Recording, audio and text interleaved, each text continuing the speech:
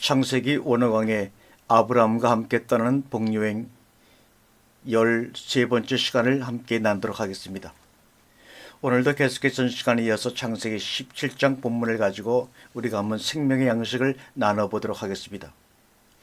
우리가 보는 한계라고 하는 것은 마치 캄캄한 밤에 손전등으로 앞을 비추는 것 같은 그것 이상이 못 된다라고 하는 것을 자주 느끼면서 어떻게 하면 무한의 세계를 내다보고 그 시각이 나를 사로잡아서 큰 사람 되게 할 것이냐, 이런 고민을 해봅니다.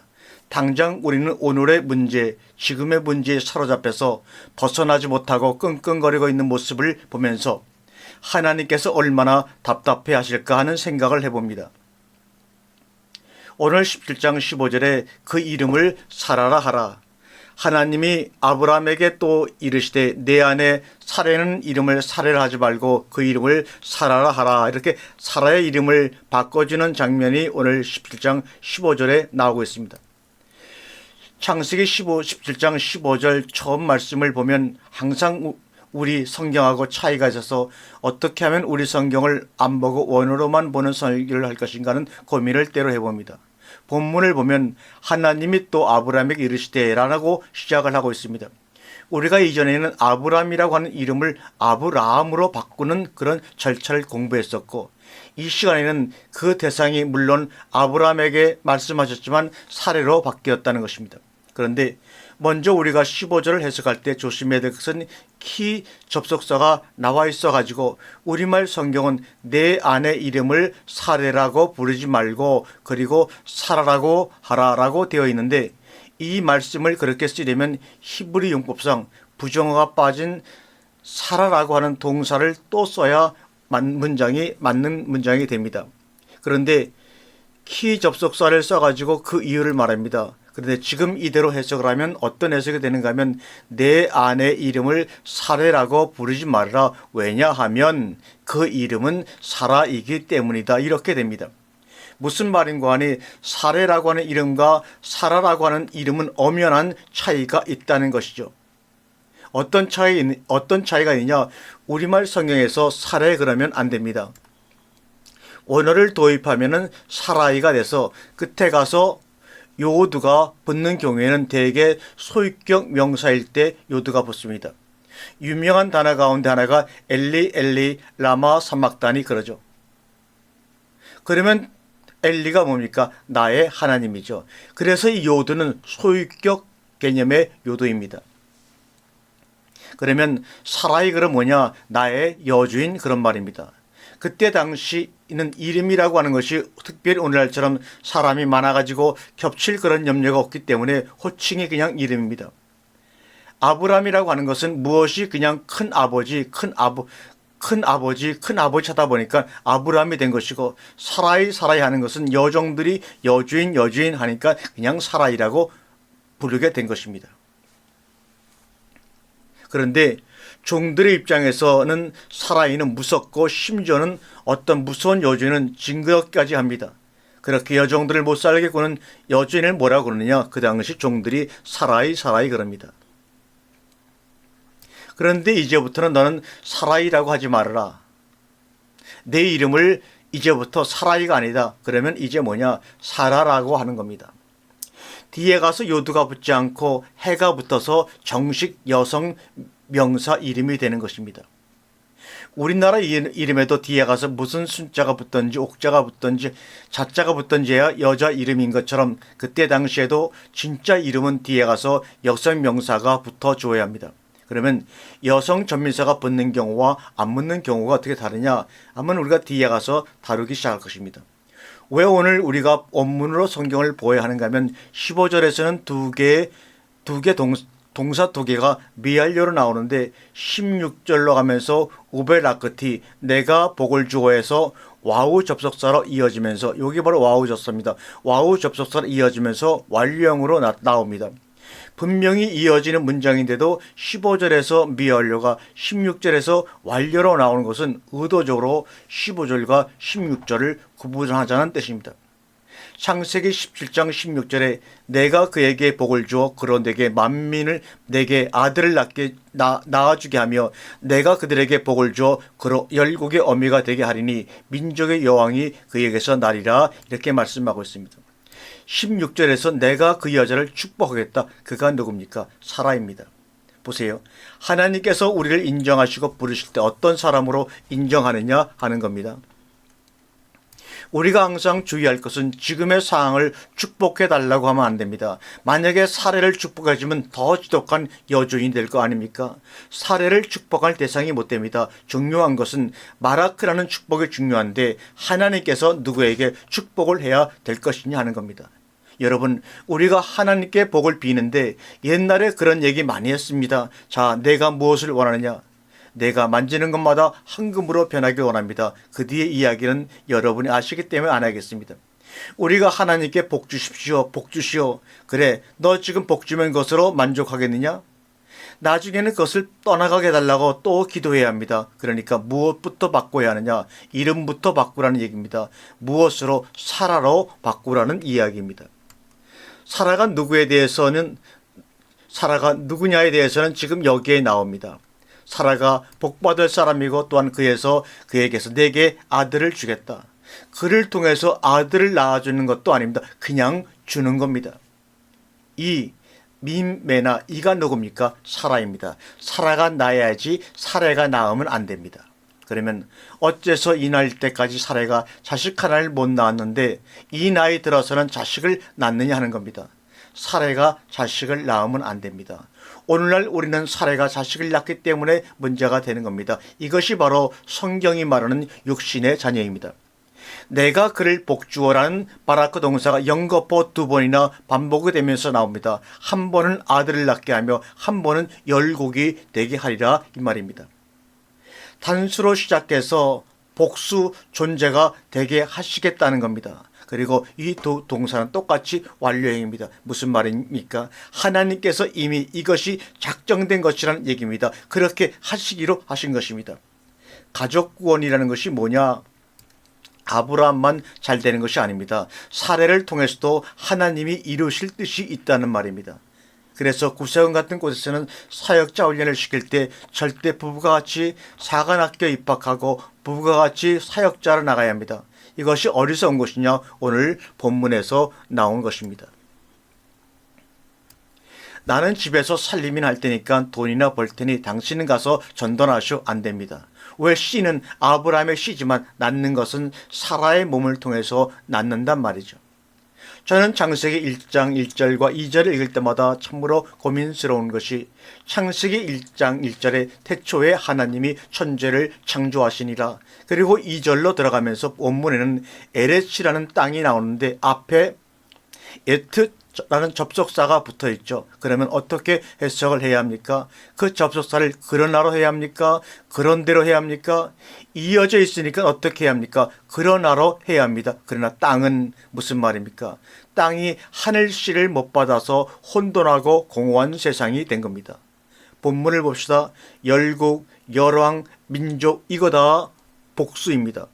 이것들의 구원은 어디서부터 시작합니까? 사라로부터 시작이 되는 것입니다. 하나님은 사례를 작정한 것이 아니고 사라를 작정하셨으니까요. 여기 앉으신 여러분들은 각자 자기 자신의 나를 압니다. 그런데 알 것은 하나님이 아는 나가 있고 내가 아는 나가 있습니다. 그런데 우리는 내가 아는 나를 하나님께 인정해 달라고 하면 안 됩니다. 내가 아는 나는 하나님이 원치 않으십니다. 그것은 아주 못됐습니다. 여러분 아시지 않습니까? 저와 여러분이 얼마나 못됐는지. 하나님이 아시는 나가 따로 있다는 것을 아셔야 합니다. 그게 누굽니까? 사례가 아니라 사라입니다. 내가 사라를 축복했다는 겁니다. 창세기 1장 27절에 하나님의 형상대로 지음을 받은 나는 지금의 나입니까? 아닙니까? 아닙니다. 그래서 그것을 믿어야 되고 그런 내가 될 것을 소망을 해야 하고 그것이 이루어졌을 때 나는 뭐냐는 겁니다. 사라가 되는 것입니다. 17절을 잘 보시기 바랍니다. 아브라함이 엎드려 웃으며 심중에 이르되 100세 된 사람이 어찌 자식을 낳을까? 사라는 99세니 어찌 생산하리요 하니. 아브라함이 지금 분명히 무슨 말을 하고 있는데 누구한테 말합니까? 심중 멜리보에게 말을 하고 있는 것입니다. 그런데 18절에서는 아브라함이 하나님께 말을 합니다. 18절에서 해 엘로임, 그 하나님은 앞에서의 그 하나님을 말하는 겁니다. 그러면 17절과 18절이 무엇이 다릅니까? 17절은 아브라함이 자기 혼자 속으로 하는 얘기고 18절은 아브라함이 하나님께 지금 하는 얘기죠. 내용이 같아요, 틀려요? 이게 문제라는 겁니다. 속생각은 17절인데 하나님께 겉으로는 하는 얘기는 18절이라는 겁니다. 속과 겉이 다른 것입니다. 이게 싫다는 겁니다. 여러분, 기도라고 하는 것은 우리 속에 있는 생각을 말로 표현하는 것입니다. 고백이라고 하는 것은 내 속에 있는 것을 말로 표현하는 것입니다. 우리나라 사람들 인사치레라는 것이 있는데 이게 참 속다르 겉다릅니다. 속에는 잔뜩 꼬여 있는데 안녕하십니까? 이건 안 됩니다. 솔직하게 말하세요. 집사님, 권사님, 자매님, 뭐가 그렇게 꼬였습니까? 속에서 꼬지만 말고 우리 말씀 안에서 한번 다 풀어내 봅시다. 그래서 서로가 자기의 아집과 고집을 버리고 하나님의 말씀의 객관성 속에서 서로를 풀고 화목해지라는 얘기입니다. 그리고 창세기 17장 10절은 아브라함이 아내 사레를 처음으로 사라라고 부르는 대목이기도 합니다. 이 사람들 지금 몇 살입니까?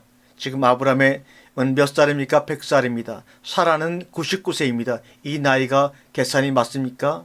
틀립니까? 자, 요사이 젊은 사람들이 얼마나 바쁜지 애가 뱃속에 있는데 이름을 지어버립니다. 그런데 옛날 사람들은 아들인지 딸인지도 모르고 어떤 때 이름을 짓습니까? 낳자마자 이름을 짓지도 않습니다. 7일에가 지나가야 이름을 짓습니다. 왜? 하도 영아 사망률이 많았기 때문입니다. 그래서 옛날에는 의뢰 1년이나 2년 지난 다음에 호적에 올렸습니다. 대부분 그랬습니다. 왜? 언제 죽을지 모르니까. 그러면 적어도 이름을 지었다면 그때 새로 낳기 때문이죠. 몇 살입니까? 1살이죠. 우리가 신앙생활에서 어려운 점은 하나님의 계산법과 내 계산법이 틀리다는 겁니다. 나는 찬란한 과거가 있지만 하나님은 이제부터가 시작입니다. 이전 것은 무효입니다. 사도 바울이 뭐라고 그랬습니까? 아무것도 자랑하지 말라. 계산이 틀린 것입니다.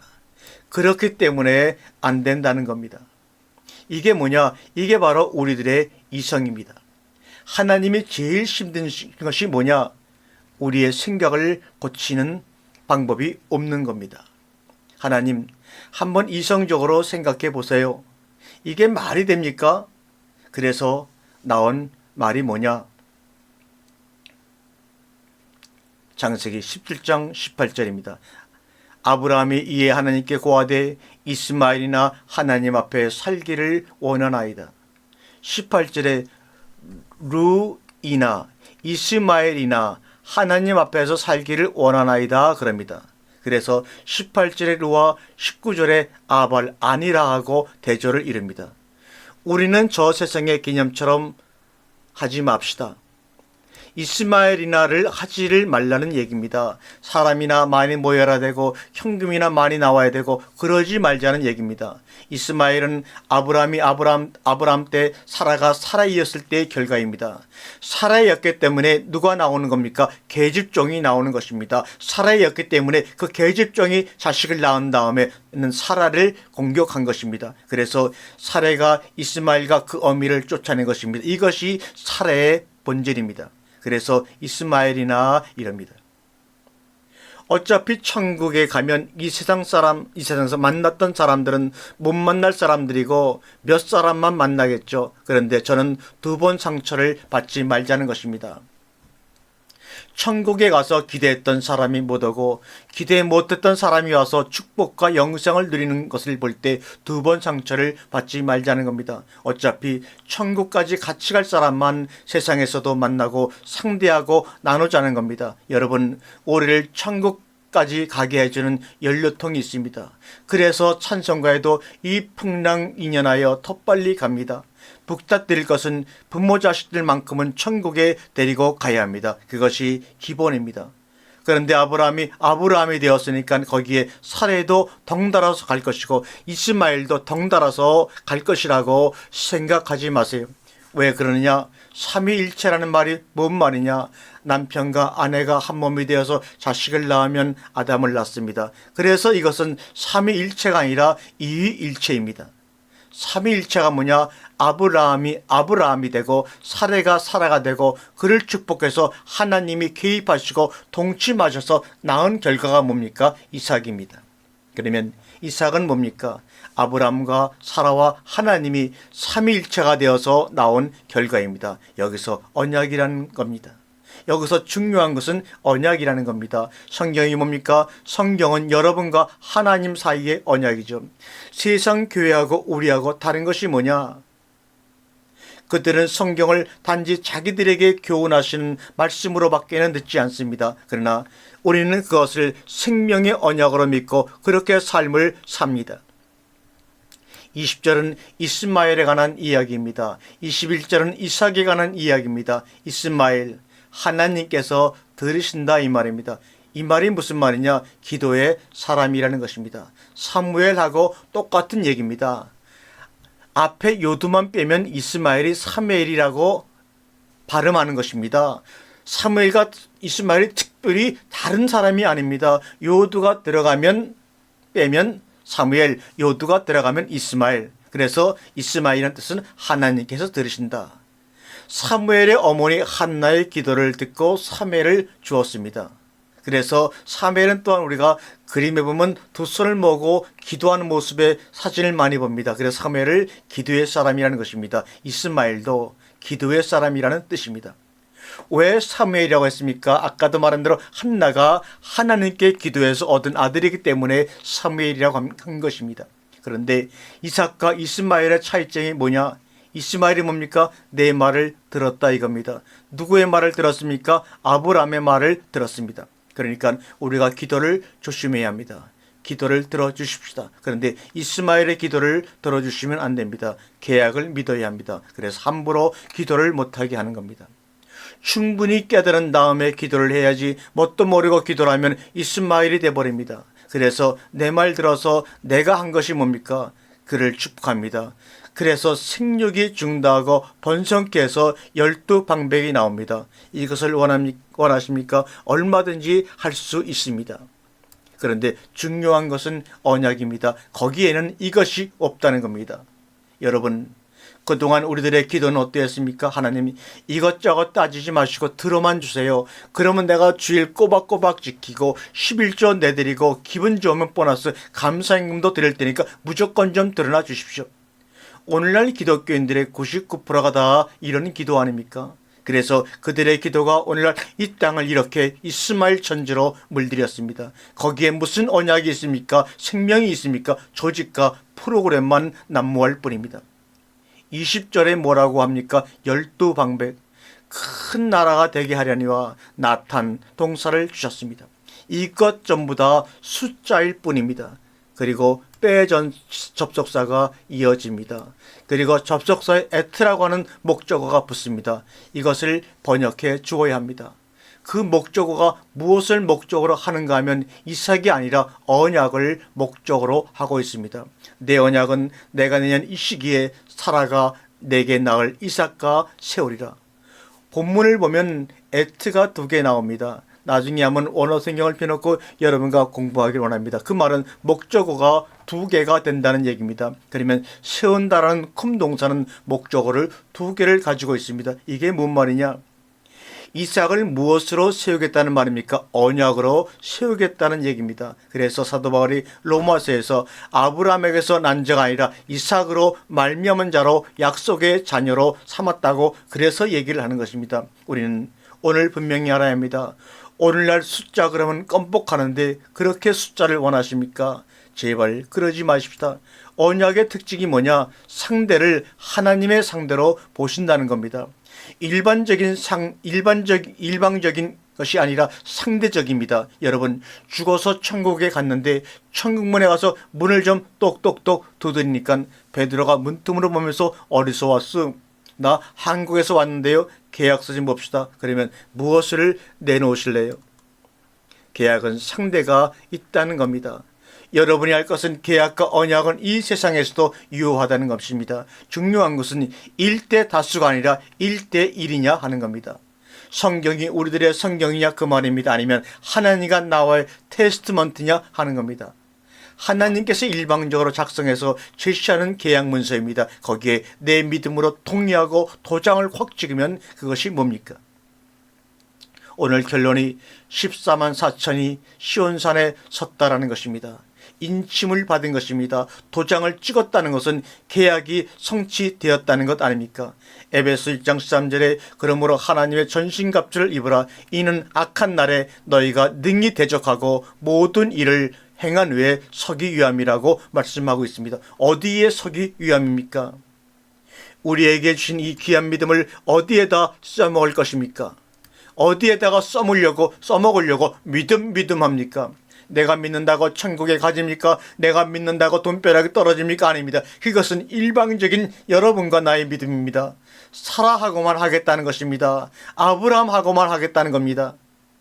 저는 왜 사역자가 되어야 된다는 것을 강조하느냐 하면 아브라함과 맺었던 계약이 나와도 맺어서 효력이 발생하기 시작한다면 이것은 하나님이 복수 계약을 하시자는 거구나. 아브라함하고만 영원히 단독 계약이 아니라 그러니 아브라함이 한 것 나도 해가지고 됐어 이것입니다.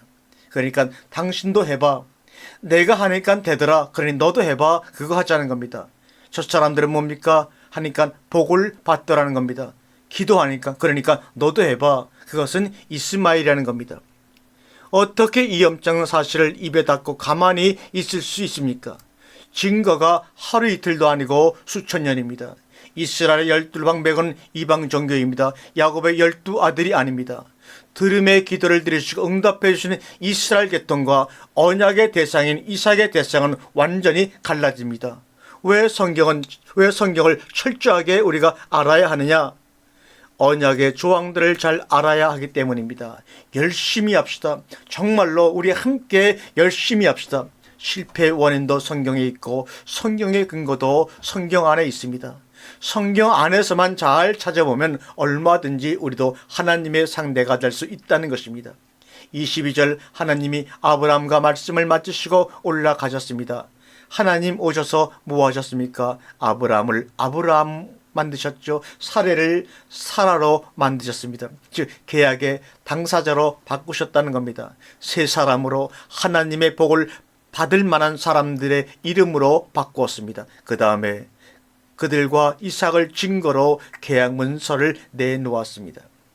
그러므로 이삭이라고 하는 것은 사라와 아브라함과 하나님이 계약을 맺은 계약의 증거가 바로 이삭입니다. 그래서 이삭을 약속의 잔소리라고 하는 것입니다. 그러면 그 다음에 우리는 계약 문서를 확인해 보아야 되겠죠. 그리고 그 다음에 어떻게 합니까? 검토해보고 도장을 찍을 것이냐 말 것이냐만 남아있는 겁니다. 그런데 이스마엘 계통은 그럴 필요가 있습니까? 없습니까? 그냥 기도 들어주면 됩니다. 그리고 이삭 계통은 계약문서 검토해보고 그래서 올라가신 겁니다. 그런데 지금 여기서 아브라함이 그 계약문서에 동의를 하면 무엇을 해야 합니까? 이삭이 나오기 전입니다만 계약문서에 동의를 한다면 지금 무엇을 해야 합니까? 할례를 해야 하는 겁니다. 할례가 뭐냐? 도장입니다. 여러분 도장 찍었습니까? 그 표가 지금 어디에 있습니까?